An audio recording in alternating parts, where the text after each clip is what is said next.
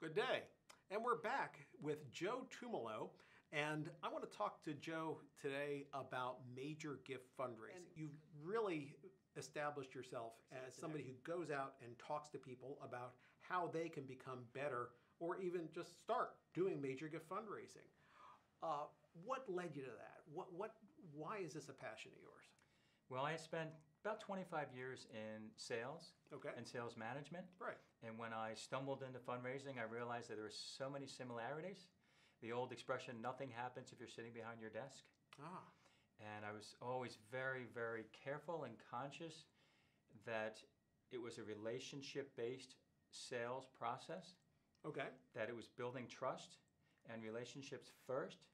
It was about helping people accomplish what they want to accomplish. So it wasn't like slapping somebody on the back and smiling and grabbing their wallet as you left the room, right? No, the old adage of they could sell ice to an Eskimo always made me cringe because I don't want to sell somebody something they don't need, that they're not going to benefit by. Okay. And so when I got into fundraising and working with fundraisers, I realized that a lot of fundraisers, very well intended, very talented, very smart, have sometimes it's psychological hang-ups about that are preventing them from going out in a systematic way and building relationships with people that will ultimately lead to these major gifts. Now that's interesting. You say their own hang-ups that way. Is it have something to do with not having like a product like in sales where you're giving something to somebody? Well, yes. And we need to understand that donors not getting anything tangible. Right? And it logically, intellectually, it doesn't make sense to give away our hard-earned dollars. If we're dealing with people that are charitable and philanthropic, we need to look at it, I believe, as we're helping them. Right. In some cases, we're doing them a favor. We talked about on the Planned Giving reel that when we're dealing with people that love the organization, that have been contributing to the organization, we're doing them a favor by offering them Planned Giving options, other options, rather than constantly going back and asking for money, for outright gifts, for checks. The Planned Gifts is a great way for donors who want to do more, but kind of feel like, you know what, I'm always reaching into my wallet. And major gifts, you're helping them meet an objective of some sort as well. Absolutely. All right. Well, tell me, now you've been on both sides of this fence, and I think it would really be helpful for our friends here to understand what is the difference between sales and fundraising? Sure. Yeah. What is when somebody, a board member, a member of a staff or something comes in and says, "Oh, you just do sales." That's and kind of dismisses you straight off. What do you say? What is the difference? Well, I don't think there's a lot of differences. In fact, I was talking to somebody today at a major university, and they're starting to hire people who have sales experience. Okay. Because they know they have the discipline and the constitution to go out on a consistent basis and get in front of people and not even afraid to knock on doors if necessary. So a lot of the mechanics are the same. The mindset, the process, the mechanics, yes. But as we just talked about, there is different. We're not exchanging a tangible thing. Right. Product, service, whatever it is. Well, Matt, what do you think the differences are?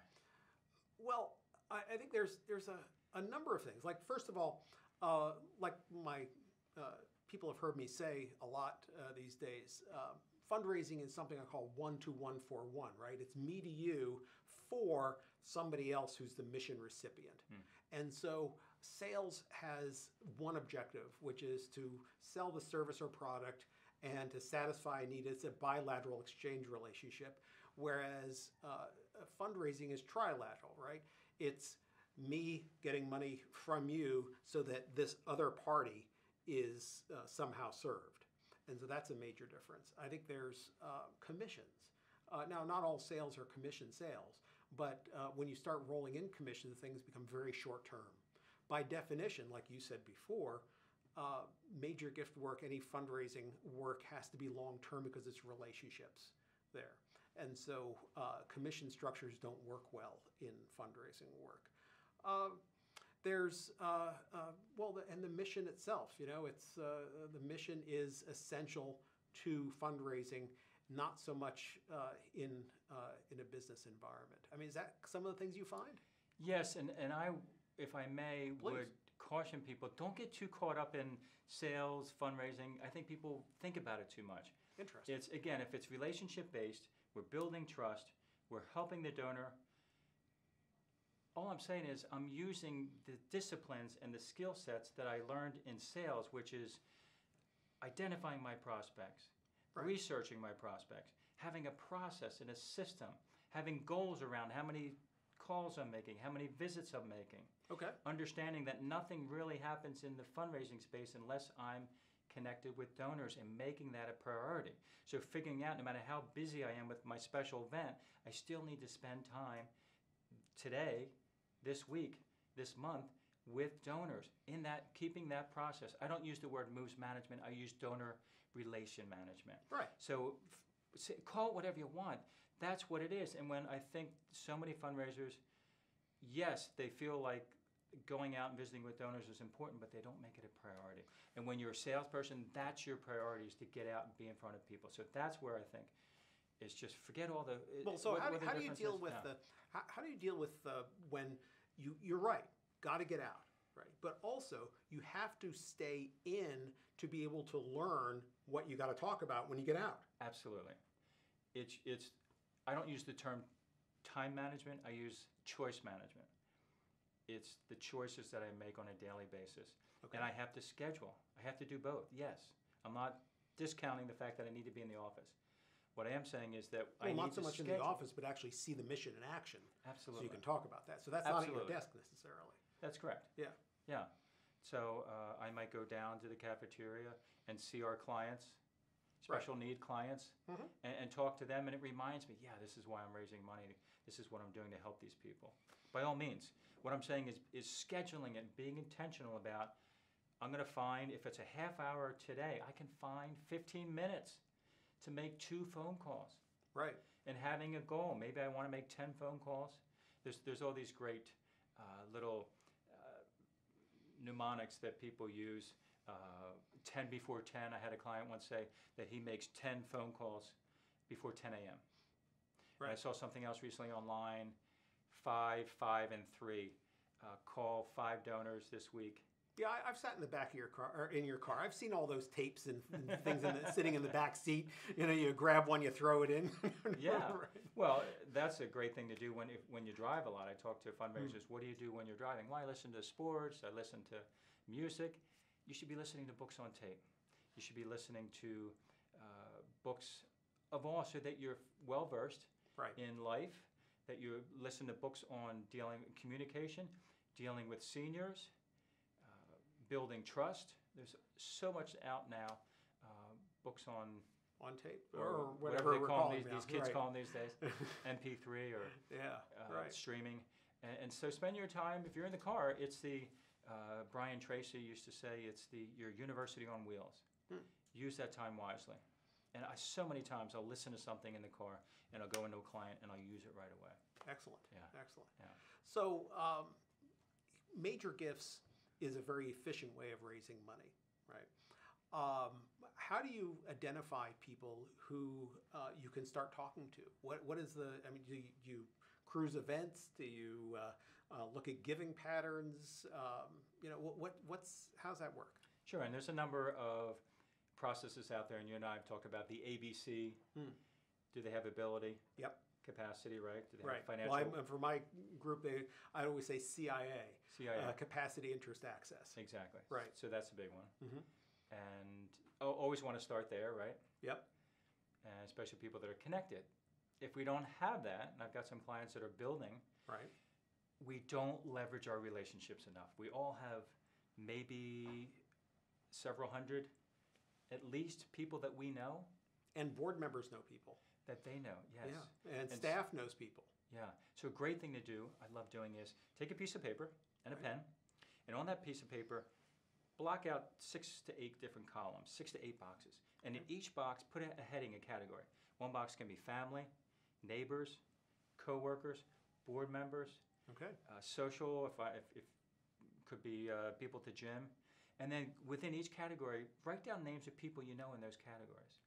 And just make a list. And so that at the end, that form might have 50, 75, or 100 names on there. Okay. And then go into each category and say, my neighbor, Mary, she works at a hospital. Maybe she knows somebody there that's passionate about healthcare. Right. Maybe I'm working for, not for a hospital, but let's say a cancer-related type of charity. Maybe Mary knows somebody that's passionate about finding a cure for cancer. Maybe she can introduce me to somebody. My board members, I haven't talked to Sue in a while. I need to get together and ask Sue, who does she know that's as passionate about cancer research as she is? So we're not leveraging our relationships enough. And so in the back to that sales world, Yep. we live and breathe by referrals. Right. And Right. I would argue that fundraisers should be asking and giving just as important. Right. So when I meet with a board member and ask, hey, Matt, who else do you know that might be passionate about this work as well? I should also finish that conversation by saying, Matt, how can I help you? Or maybe you've met somebody else already who can be a good connection for that person. Absolutely. Yeah. So asking for referrals, introductions, I like to call them introductions because there's a difference between a referral and introduction. Okay. Introduction is you pick up the phone, talk to that person, see if they'll take my call. Right. And so I need to be conscious of reciprocating, returning the favor. Okay. So that's a big thing, big area of opportunity I see with fundraisers is leverage your current relationships. And the current, not just your personal relationships, but the relationships of the people who are in that organization whose interest it is to see that organization succeed. Absolutely. Excellent. Yeah. So, Joe, I know that you've kind of pulled together a lot of this wisdom, this knowledge you have about fundraising, about how to apply sales techniques to fundraising, things like that, to a book. Tell us, what's your secrets, Joe? Just between you and me. And 50,000 other people. Right, 50,000 other people. Yeah. Well, there really is no secret. It's about being intentional, about getting out. And the book is called Go See People. Sounds good. Yeah. And it's on my website at joetumalo.com. Okay. And I have lots of you and I have done some podcasts there. Yep. Lots of other educational resources for folks, videos and podcasts and blogs. Well, in the book? What are you talking about? Go see people. So you're talking about networks. You're talking about relationships. Goal setting. Okay. And managing goals, tracking behavior and results. Because I'm convinced that too many charities focus just on the results for goals. Right. We have X amount of dollars we want to raise this year, right? Okay, yeah. X amount of alumni participation, all very important. Right. Equally important are behavior goals. How many times a day, a week am I going to pick up the phone? I call that dials. That's my favorite. Because that's the only thing I can control ultimately is my behavior. Right. I can't really control whether a donor is going to pick up the phone, whether they're going to respond favorably, whether they'll agree to a visit, whether they'll say yes to the gift. Yep. But I can control my behavior. What's the behavior I'm doing to get to that place? And I can monitor, track my behavior, and to make sure I'm doing it well. Peter Drucker said it's about doing the right things right. Right. Being conscious of what I'm doing, what I'm saying. Practicing my voicemails, leaving myself a voicemail or a friend pretending they're a donor and I want to set up a visit. So the book talks about that real practical. I'm real into the practical, tactical stuff. Tell me exactly, not so much the theory, but what do I need to do to be more effective, to get in front of more donors, to build deeper relationships, and ultimately raise more money. Excellent. Yeah. That's great. Well, Joe, thank you very much for being with us today. I know our audience is going to get so much out of what you had to say, and I appreciate you coming in. My pleasure. Thank you, Matt. Bye. Thanks.